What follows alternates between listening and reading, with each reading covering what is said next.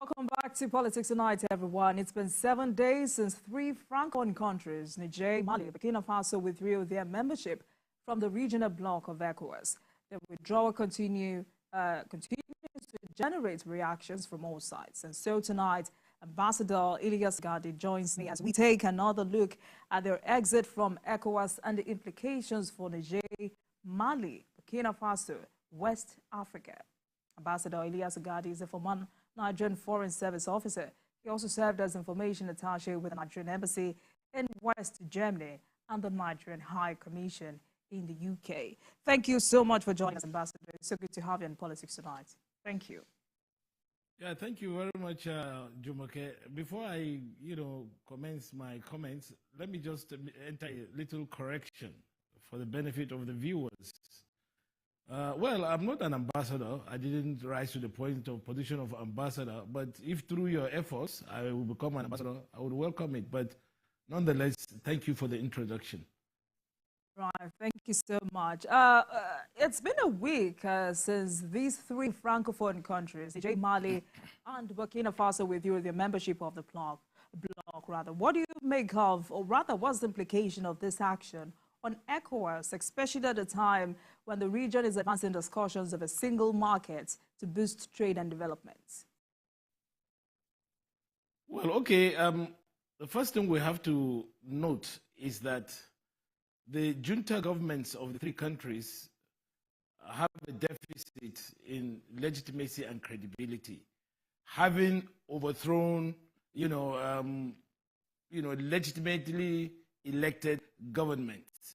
So ipso facto, whatever they did or whatever they are doing is illegal and is not in conformity with the rule of law.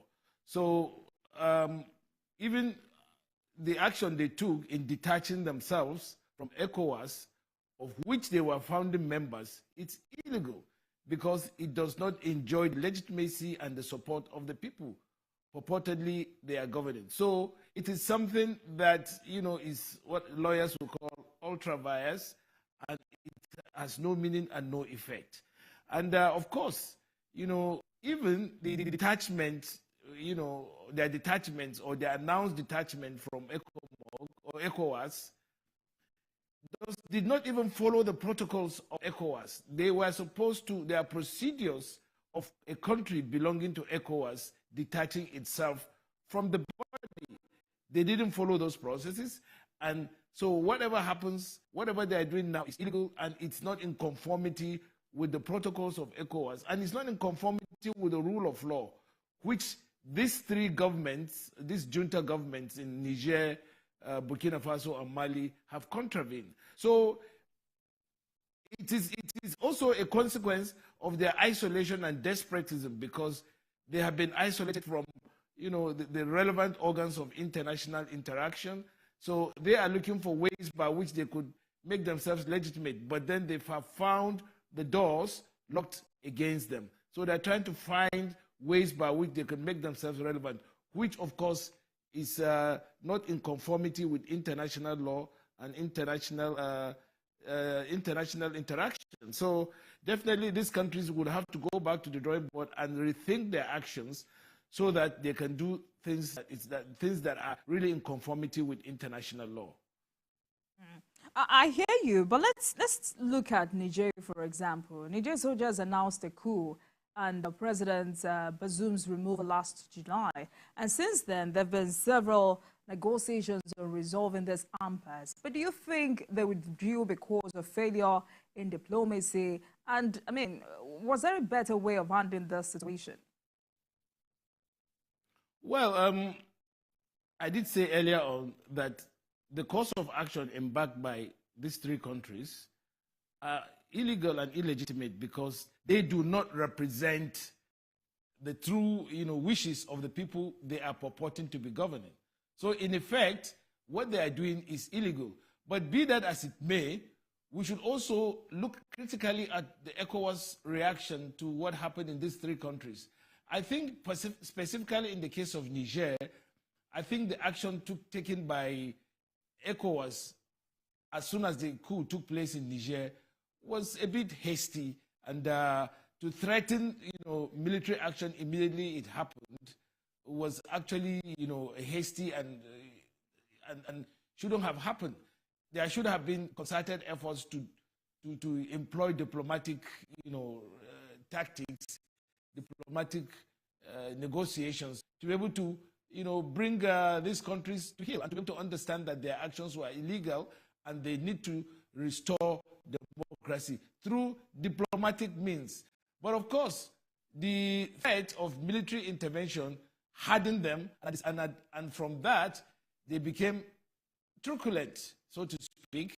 And then, of course, they took on actions that helped to precipitate more and more of what we're seeing today. So now what we have in Niger, and of course the two other countries, Mali and Burkina Faso, is actually a dangerous dimension to what's happening in those countries, because they have morphed from one mistake to the other ever since they came to power, to the point that at one point they set up what they call the African Sahel Union, which is a union of those three countries.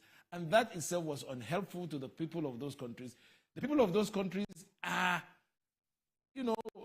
are suffering under, a lot of economic sanctions, applied by ECOWAS, EU, and UN. So they are actually holding the people of these countries to hostage, and that's not proper, because at the end of the day, it's not the junta members that are suffering, but the people of these three countries. And it's unfortunate that they are thinking of themselves more than the people they are purporting to be governing.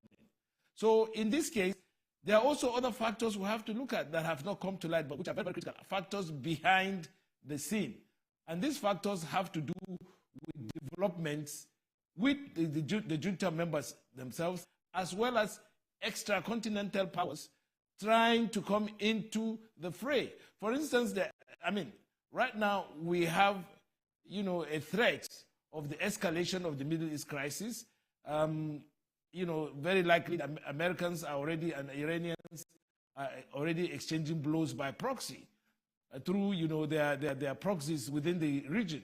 And so it's likely to be, a move by extra-continental powers behind these three governments to be able to establish a beachhead in case of escalation of hostilities within the Middle East region, so as to be able to have sort of influence on the developments in this critical area of West Africa, and by extension to be able to also determine how they could establish their interests within these areas. That is the factor we have to look at, because at the end of the day, this junta government, in trying to protect themselves, in trying to show up their security, opportunistically, are trying to introduce a dimension of making the West African sub-region, a theater of superpower confrontation in the event of all-out war in the Middle East, because this area will now become a very, very significant part of the conflict here. And this is what we do not want to happen, because we already have enough problems with extra government, non-state actors, trying to, destabilize the region. And the least we do not want a situation whereby this will escalate to the point where states will be fighting against themselves. So I think this is something that we need to look at very critically and very importantly, so as to minimize, or at least prevent or minimize, what is likely to happen if these governments decide to, introduce this very dangerous dimension to this problem in the West African sub-region. So this factor you just mentioned, do you think this is what is responsible for the preponderance of coup in Africa? Sorry? This factor you just mentioned, do you think this is why? Do you think this is why coup is gradually becoming popular in Africa? Well, the coup is becoming popular in Africa, or taking place in a lot of African countries, is something that has, quite a number of implications, or rather origins, really. Because, first of all, there is the internal situation in those countries where, for too long they have existed under the jackboot of a former or a colonial power that decided to stay behind, even after it granted independence to these countries. And the relationship between those countries and that former colonial power has not been equal, has not been, a relation of justice and equality, or at least, assistance, help and assistance. It is a one-sided relationship that actually has not helped the people. And over a long time, this has been a source of frustration in those countries, in many of the French-speaking countries, so to speak. But then also again, because of that, we've seen a progression whereby some of these countries have, tend to look at, other, powers or other, institutions that they would rely on to be able to help them. And so because the French, for instance, the former colonial powers, has not seen it to be able to sit down to negotiate how they could engage these peoples of these countries on how to, institute new relationships in terms of economics, politics, diplomacy, and other areas. These people have now gotten fed up and decided that, look, we will try to strike out and look for something. And of course, in their grief and in their, desperation, they got the ear of, powers that are sniffing around the area. Powers like Russia, powers like China, and even Iran. And because of the changing dynamics of the international system, this has become appealing to these countries. And so it is something that they think would help them in the long run. But it's like, look, you are jumping from frying pan to fire, because you are not even sure that this new friends of yours might be different from the former colonial power that you are kicking out. So this calls for a lot of introspection, a lot of diplomacy, and a lot of caution. And I want to believe that these countries need a lot of diplomatic engagement from the ECOWAS, which is the closest body to them, and which is, in terms of cultural relations and all that, is closest to them, and to be able to see them and speak reason to them, to be able to deviate from this very unhelpful development which they are embarking on, and which may not at the end of the day help them or help their countries and the region. All right, but Mr. Gado, how do you react to those who have said this withdrawal by these three countries is a form of resisting against France, but framing ECOWAS as the enemy? No, I think there has been a lot of errors. Let's face it, there's been a lot of errors in the way the whole thing has panned out.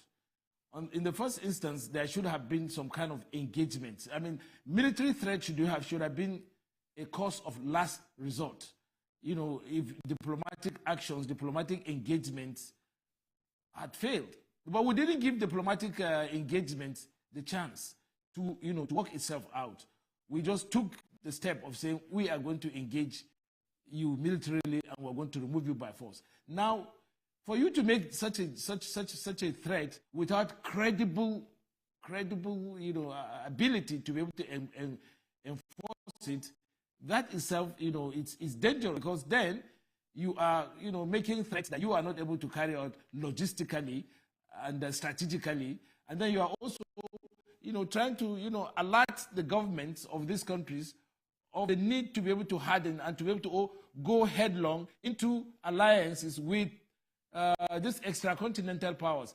One of the statements that was attributed to the leader of the Burkina, or rather Burkina junta, was that they had received assurances of military assistance, from Russia, from China, and from Iran.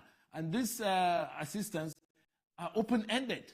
So you see, you could see that somebody is trying to, two needs are actually, trying to cohere. The needs of the military junta to be able to secure themselves and to be able to deter any action, military action against them, and also the need of these extracontinental powers to place a foot in this area in the case of escalation of the conflicts in the Middle East, which is raging on now, which is likely to, become more and more dangerous. So and this government may not be aware that the fact that, this could go beyond what they are thinking of.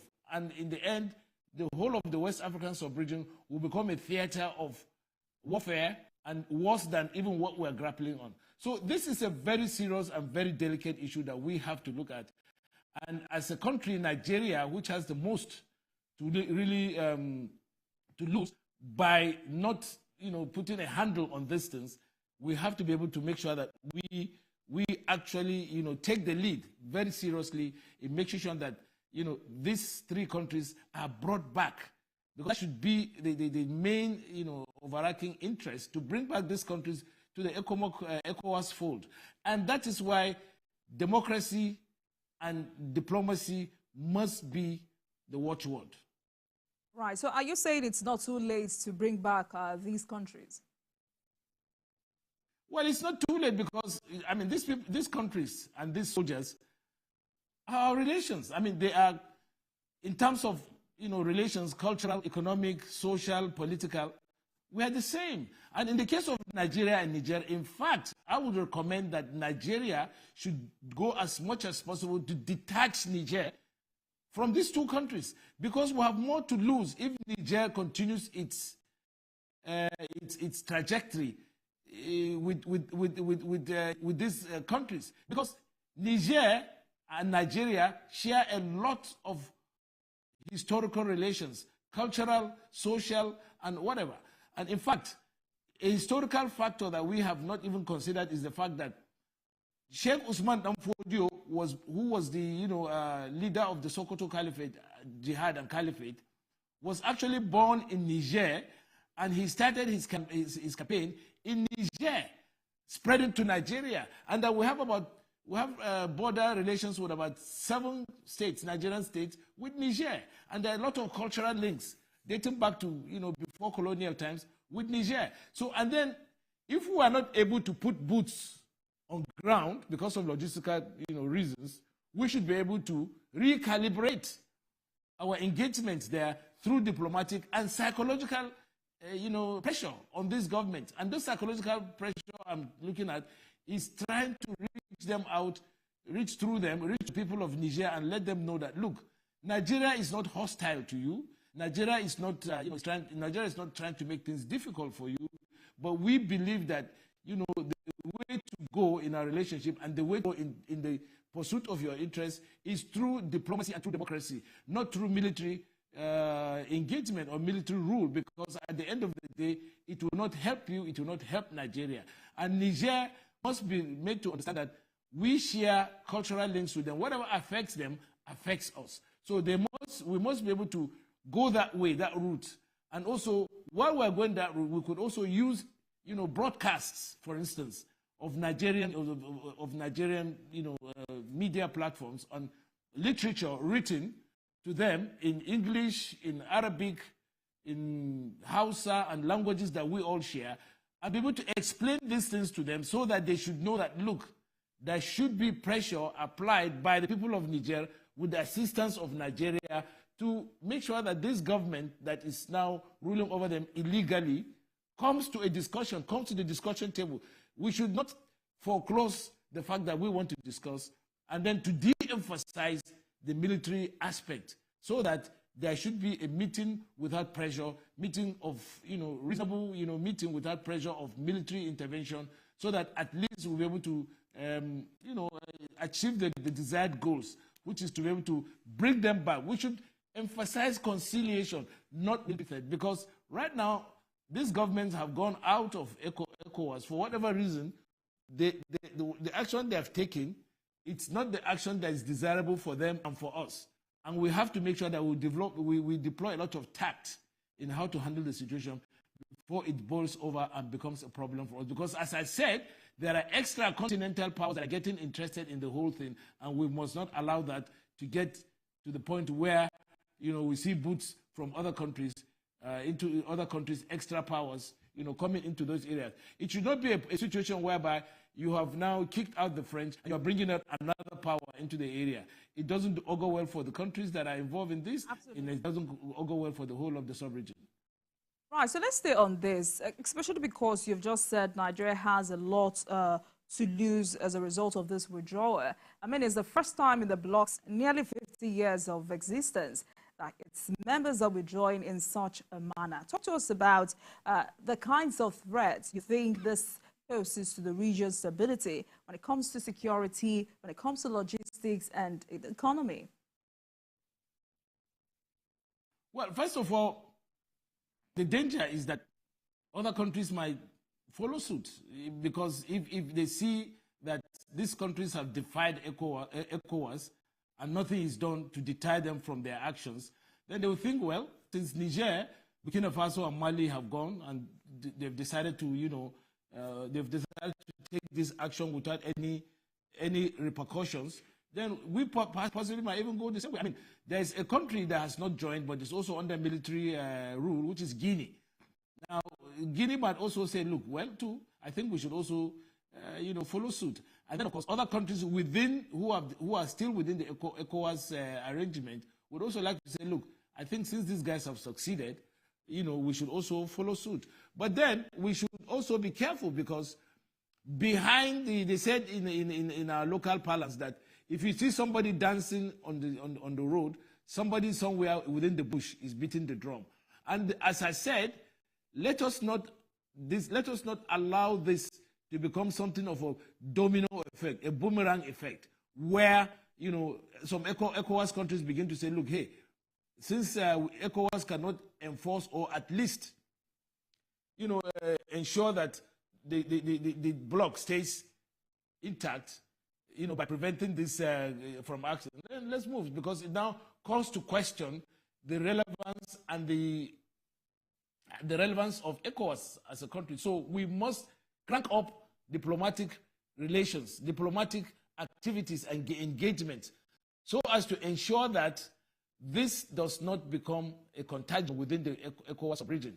And of course, if we allow it to happen, it will affect not just diplomatic relations, but also economic relations and further plans to integrate the region economically, socially, politically, and the need to create a union, a single union of ECOWAS, which is what is the ultimate aim of the sub-region, of the sub-regional bloc. So this is something that we have to take with all seriousness. We have to be able to do it within ourselves as a family of, as a family of brothers, family of people who share the same history, family of people who have the same goals for their area, for the sub-region.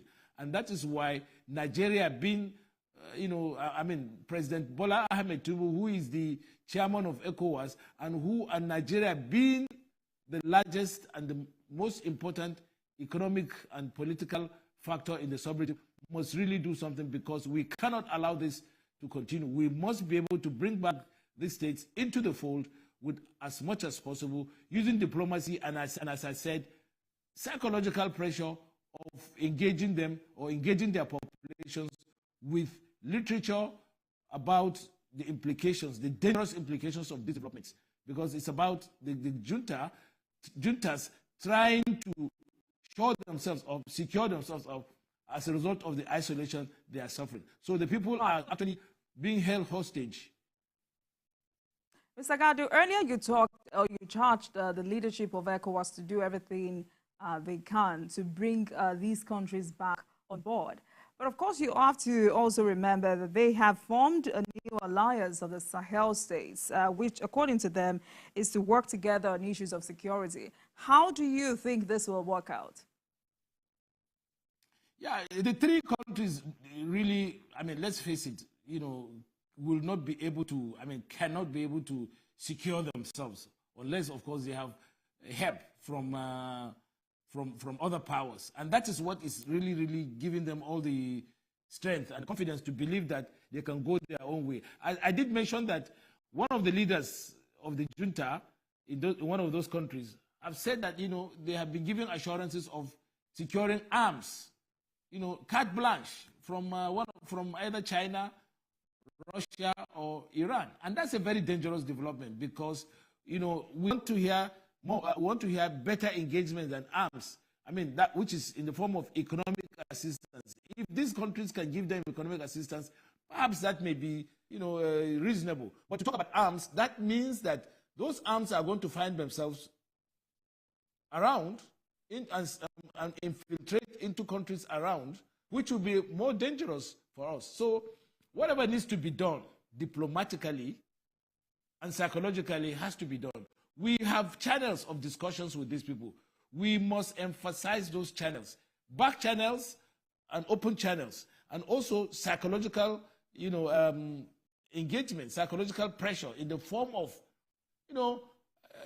sending out literature to the people of those countries direct. We must have assets in those countries that would talk to the people direct. Those assets can be infiltrated into those countries to be able to engage with the people direct, because these are countries that are basically, mirror image of West African countries. Niger, if I get into Niger now, I would just be like another person in Niger. Because I can get by in Niger, and speak the language and, get by. Right, so let me also get your perspective on the protocol governing exit from ECOWAS. Article 91 of the law establishing ECOWAS says, provided that any member states wishing to withdraw from the community shall give to the executive secretary 1 year's notice in writing, who shall inform member states thereof. And at the expiration of this period, if such notice is not withdrawn, such a state shall cease to be a member of the community. Why do you think this was not adhered to? Yeah, because as I said, this junta government are desperate. They have been isolated. There are people that have been suffering from, because of their activities or their illegal activities, illegitimate activities. Their countries are suffering from economic isolation, diplomatic isolation. And then, of course, they are facing the crisis of legitimacy because, as we speak, there are plots to remove them. And all of the three countries have faced, internal plots against this government because some people are getting fed up. Even within the junta, they're getting fed up with the isolation. So what they are doing is actually a kind of seeking for confidence to be able to say, look, hey, we need to be able to, act tough. But in actual fact, they are isolated, and it's telling on their activities. So that is why they are accusing ECOWAS of not, applying the necessary, the necessary protocols in terms of engaging them. It's actually a coded way of saying, look, we need to talk, we need to talk, we need to be able to talk. And that the ECOWAS should take a cue from that and say, look, okay, fine. And then go on with diplomatic engagement under the table so that, that way there will be a lot of frankness, there will be a lot of frank discussions about the issues involved.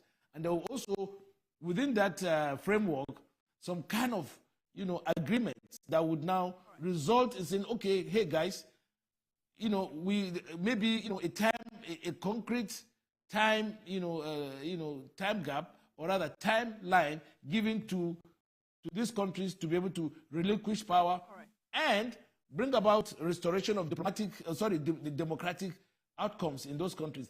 That way we can now begin. Mr. Gadi, let's take